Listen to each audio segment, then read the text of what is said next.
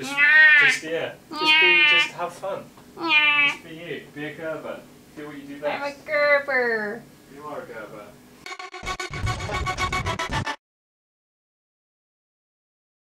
Hi guys, and welcome to my vlog.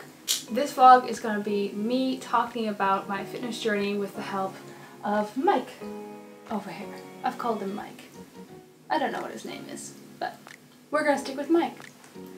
Anyway, this video is going to be about why I started my fitness journey, what my current goals are in my fitness journey, and what I choose to do to achieve my fitness goals. So let's do a little bit of talking about what I currently do in the gym and what I like to do and why I do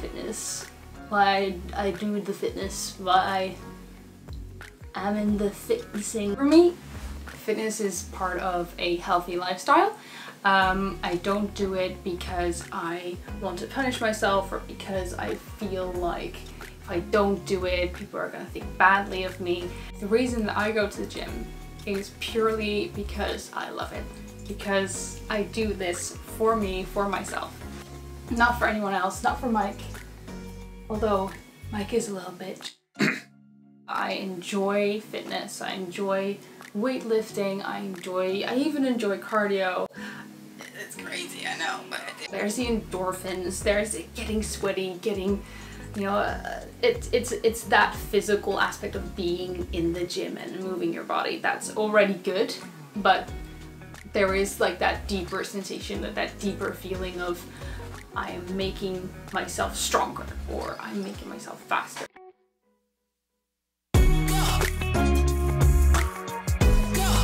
So currently I go to the gym about 5 or 6 days a week. 5 of those days are lifting days and I do a very structured lifting routine. My current fitness routine and my current structure wasn't designed by me. I have an online coach who used to be my personal trainer.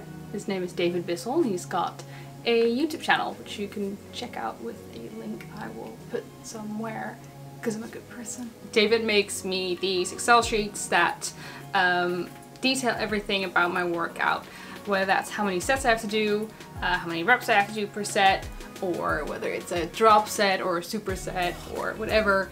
It looks crazy and it is kind of crazy, but there's genius behind the madness, per se. Currently I'm doing about 2 leg days a week and there's a separate day for glutes and then there's 3 upper body days. So Monday I do legs, and then Tuesday is mostly shoulders and triceps, and then Wednesday I'm supposed to have a rest day. But I usually go in to do some cardio because I'm currently cutting, which is also something that we'll talk about. And Thursday is back day, and I love back day. I love me some back. And then Friday is another leg day, which is a little bit more hamstring focused. I'd say the Monday is more quad focused, and the Friday is more hamstring focused. I'm more of a quad girl myself.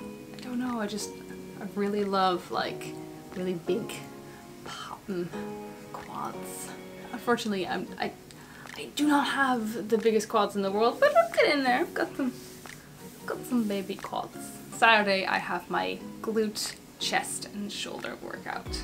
I prefer training like this. I prefer the sort of training where you train a different body part on different days. I know there's other people who don't enjoy that, and that's fine as well. If you're a kind of person who likes to go in and do a full body workout, you'll probably get great results as well. Like it's not one or the other.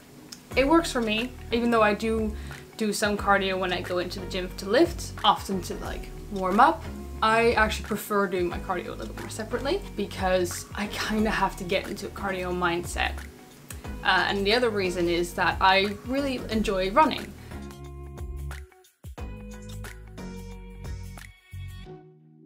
So I have been going to the gym, like physically going to a gym, since I was a teenager. I think the first time I stepped into the gym I was probably 15, but I was very much like that 16-year-old girl who just goes into the gym and does like 3 cardio machines and just do abs. The only muscle I ever trained was abs. There's nothing wrong with going into the gym and just doing cardio if that's something you enjoy. But for me it was very much like I was that cardio bunny that just kind of went into the gym because they wanted to be skinny. Not because they wanted to get better at running or because they really, really loved the rowing machine. Rowing machine. Rowing machine! Then I went to England at 18. I went to England because I wanted to study creative writing. And I did. England must be doing something right, or the UK must be doing something right, because I'm still here. Yes, me. Yeah! But yeah, I went to university, and then I was kind of left to my own devices for the first time, obviously, as all students are. I started going to the gym even more. I started going to the gym between classes. I started going to the gym after classes.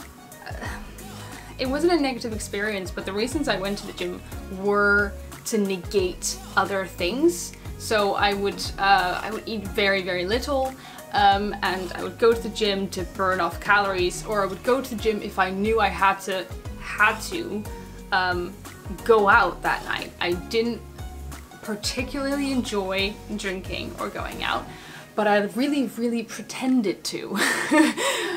One of the main reasons for it at the time was because I was deathly afraid of the calories that were in alcoholic drinks. I just exercised because I wanted to negate what I was gonna do later, because my friends would want to go out and party and drink alcohol and all the things I was really afraid of. Then I went back to Holland for a year. This is when I started running a whole lot more. I was back in the environment where I could run, which is something I actually genuinely enjoyed. I didn't have to do it because there was an ulterior motive. I moved back to England. I lived in Bournemouth, and in Bournemouth I could run a lot as well because I lived on the beach. I lived very close to Moores Valley, where there was a trail that I used to run with my friend called James. We used to go there and we used to run the trail, which had loads of like pull-up bars along the trail and all kinds of sort of obstacles. And at the same time I got my very first personal trainer. Having a personal trainer for the first time really kind of opened my eyes to having a more structured approach to training. It was far more about what can I improve? A way of improving myself or improving things my body could do. So that's actually when the gym started becoming a more positive thing for me. And this is around the time I started doing things like Tough Mudder and Wolf Run and Strong Viking Run. Finishing a race like Tough Mudder, that feeling at the end of the race, at the finish line, that was a million times better than any sort of missed calorie or amount of weight I dropped. That sense of euphoria, like I ran 12 miles and dug through mud and swam through ice water and jumped off things, and I did it with my best friend, or I did it with my dad. I used to run the Strong Viking Run with my dad, and that feeling of like finishing the race together, that was better than anything I'd ever had before.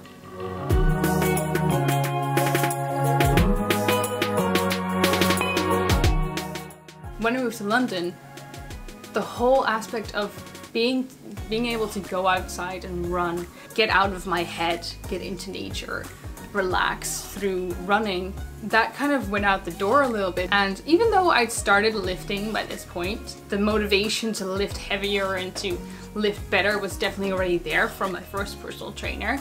That's when I started really taking lifting more seriously, because it gave me that outlet, and it gave me that sort of sense of every week I could lift a bit heavier. Every time I squat better.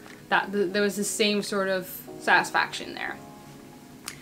So that was a year ago, and I was told time and time again by people, including my boyfriend Alex over there, that if I wanted to build more muscle, if I wanted to build my quads, if I wanted to increase my, my delts or whatever, if I wanted to do that, I was gonna have to do a bulking phase. And I was stuck in this sort of mindset of like, I want to get toned.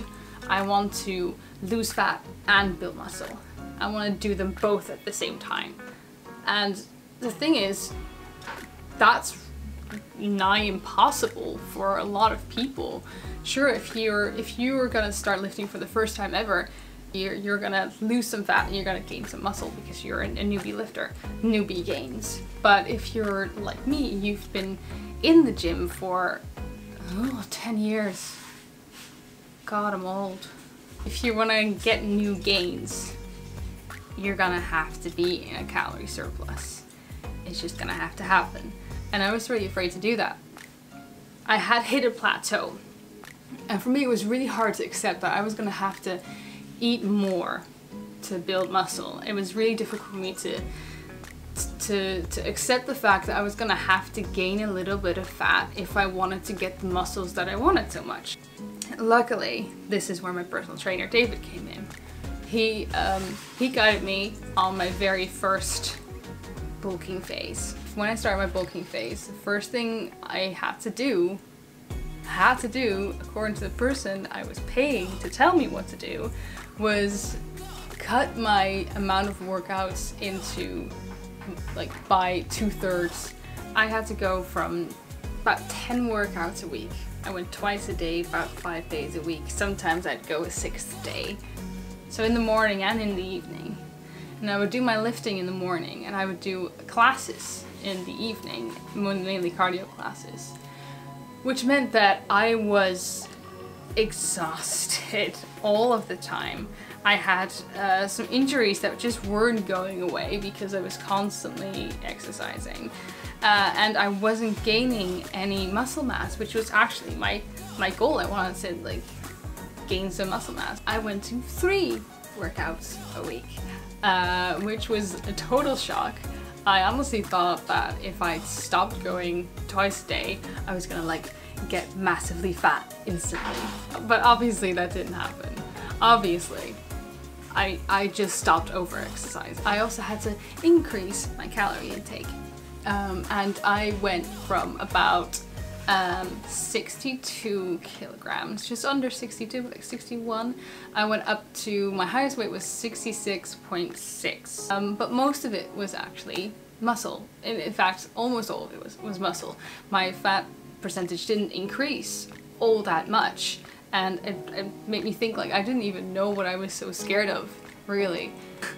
And even if I did, you know, then it would have been an experiment that I tried. You know, that's kind of what I've learned over time, is if you're scared of trying new things, you're never gonna learn anything. So if I'd gone into the bulking phase and gone, like, I'm gonna take this as an experiment, I'm gonna eat, you know, 300 to 500 calories extra a day, and I'm gonna work out 3 times a week, and which is basically what I did.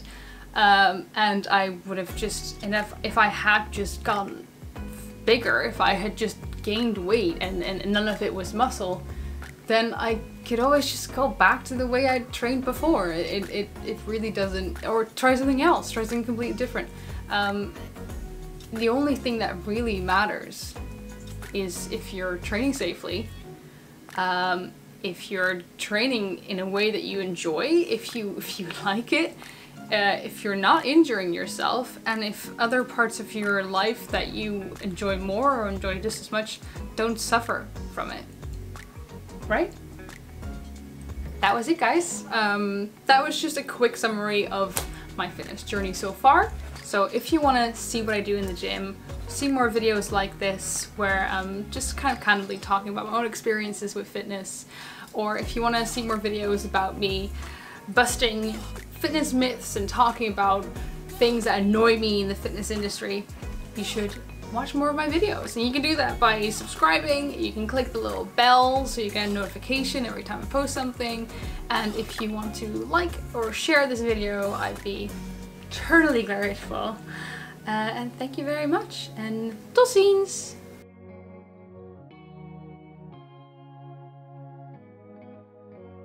Don't put your hand in front of Bob. Mike. Joe. Joe. Steve. Steve. Keith. Harvey.